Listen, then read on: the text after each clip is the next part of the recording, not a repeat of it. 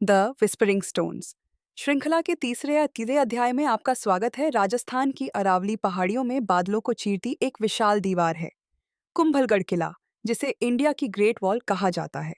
इतिहास इसे महाराणा कुंभा की सामरिक ताकत का प्रतीक बताता है, मगर लोक कथाएं इसके पत्थरों के नीचे दबी उस बलिदान की कहानी बताती हैं। जब निर्माण शुरू हुआ, दीवार हर रात ढह जाती थी। दिन में मजदूर बनाते, रात में सब बिखर जाता। ज्योतिषियों ने कहा कि इस दीवार की नींव तभी टिकी रहेगी जब कोई मन से अपना बलिदान देगा। शरीर वहीं गिरेगा जहां किले की आत्मा टिकनी चाहिए। महीनों तक कोई आगे नहीं आया। फिर एक साधु तीर्थयात्री मुस्कुराते हुए बोले, राजा, अगर यह दीवार आपके राज्य की रक्षा करेगी तो मैं अपने शरीर को पहली ईंट बनने देता हूँ। वे पहाड़ी पर चढ़े और जहां उनका सिर गिरा, वहां कुंभलगढ़ का मुख्य द्वार बनाया गया। जहां शरीर गिरा, वहां किले की सबसे ऊंची मीनार खड़ी की गई। उसके बाद से दीवार कभी नहीं गिरी।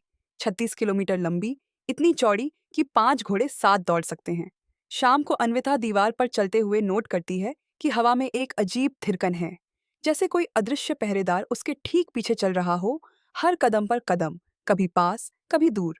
गाइड कहता है कि यहाँ रात में कई लोगों को ऐसा लगा है जैसे कोई साधु अब भी दीवार का पहरा देता है।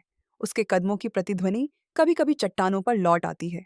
कुंभलगढ़ सिखाता है कि कुछ दीवारें पत्थरों से नहीं, वचन और बलिदान से खड़ी होती हैं।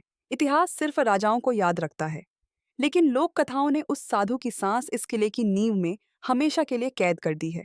और शायद इसलिए इस दीवार पर चलते हुए किसी को भी लगता है वो अकेला नहीं है, कोई उसके साथ साथ चल रहा है। अगर आपको यह श्रृंखला पसंद आई हो तो कृपया लाइक, कमेंट और सब्सक्राइब करें।